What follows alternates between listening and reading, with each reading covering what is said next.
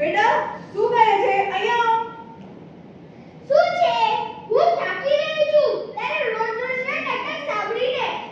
બેટા આ ફોને તને આંધળો બનાવી દીધો છે. તને આ ફોનના સિવાય કાંઈ નથી દેખાતું. મૂક ફોન. ફોનને હાથ નહીં લગાવતી. હે ભગવાન, આ ફોને તને આંધળો બનાવી દીધો. તને કીધું ને એકવાર મૂક ફોન. ના ના મારી નહીં મેં તને. પાછળ જ પડી ગઈ છે. હવે બોલાવતી નહીં મને. હે ભગવાન, આ ફોને એને શું બનાવી દીધું છે? ફોનના સિવાય એને કંઈ જ નથી દેખાતું. આજે હર એક ઘરે સમસ્યા છે. મોબાઈલ એને ફોન એને માતા પિતા પ્રત્યેનો ભાવ સાવ ખતમ કરી નાખ્યો છે.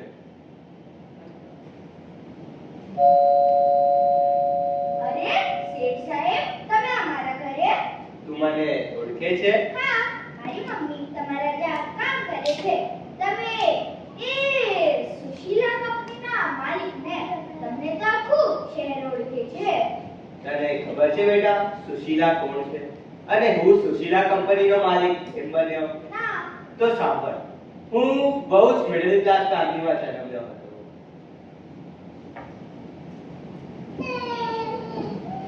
હતો સુતો કારણે પુત્ર નાનો, રડવો છેકતો રાખતો કોણ છાનો. મને દુખી દેખી દુખી કોણ થાતું, મહાહિતવાળી દયાળી જ માતું. હતો સુતો કારણે પુત્ર નાનો, રડવું છેકતો રાખતો કોણ છાનો. મને દુખી દેખી દુખી કોણ થાતું, મહાહિતવાળી દયાળી જ માતું.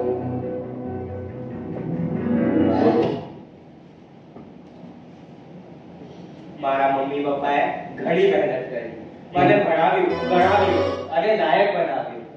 પછી મારી પણ જોબ લાગી ગઈ, ખૂબ પૈસા કમાવા લાગ્યો અને લગ્ન પછી અલગ રહેવા લાગ્યો.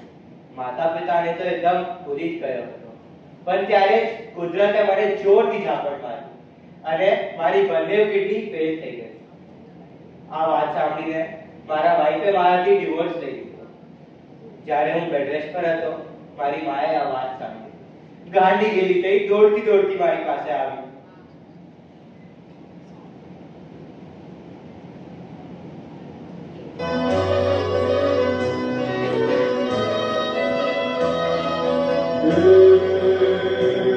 ભગવત તો વધીને સૌ ભવસાગર તર્યા,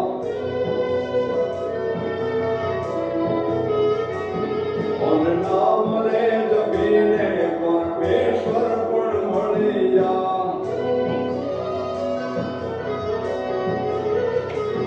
ભગવત તો વધીને સૌ ભવસાગર તર્યા, નામ રે જપીને પરમેશ્વર પણ મળ્યા. હે તારે કવનને ફેરવા ઉગતી ન માગું, તારાથી કરેલું ભક્તિ ન માગું. હે તારે કવનને ફેરવા ઉગતી ન માગું, તારાથી કરેલું ભક્તિ ન માગું. સુકામાં સુવાડે વિને પોઢ પોતે, પીડા માંડે તકે સ્વાદ પોતે.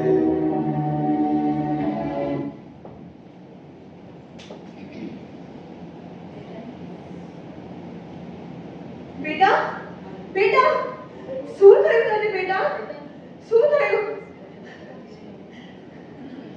બેટા આંખ ખોલ. બેટા શું થયું તને? હું તને કંઈ નહીં થવા દઉં દીકરા. તું તને કંઈ નહીં થવા દઉં. મને આ બંને કિડની ભગવાને તારી માટે જ આપી છે. તું ચિંતા નહીં કરતો બેટા, હું તને કંઈ નહીં થવા દઉં.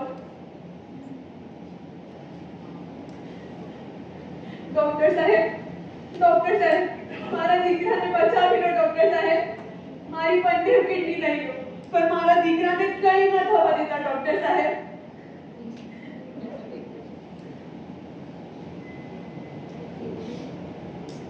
મારા માએ આપેલી કિડનીથી હું હમણાં જીવું છું.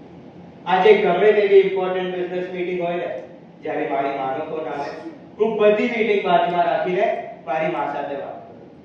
તને ખબર છે દીકરા, તારી માએ એનો છેલ્લો દાગીનો, એનો મંગળસૂત્ર ગીરવે રાખીને તને આ ફોન આપ્યો છે, અને તે આ ફોન માટે તારા મમ્મીને ધક્કો માર્યો.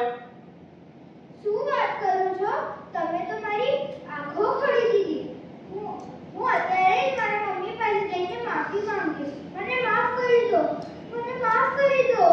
જો બેટા, ક્યારે ભગવાન જેવી મમ્મીને હેરાન કરીશ ને, તો ભગવાન પણ તને માફ નહીં કરે. તો અગર તને માફી માંગવી છે તો તારી માથી માંગ.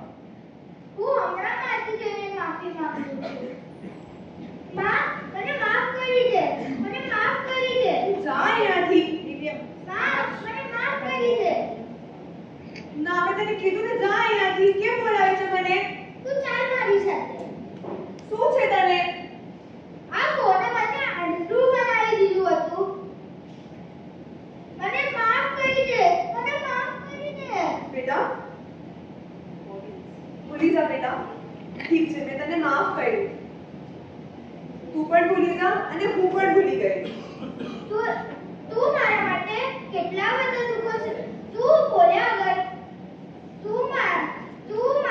બોલ્યા વગર કેટલા બધા દુઃખો સહન કરે છે, અને હું તો પણ તને એટલું હેરાન કરું છું. આજે હું તને વચન આપું છું કે જે મારા માટે તારા સુખોનો ત્યાગ કર્યો છે, હું આ દુનિયાના બધા સુખો તારા ચરણમાં ધરીશ અને તારું નામ રોશન કરીશ. પીડા પામુ પંડિત ને સાધુ પોતે મને સુખ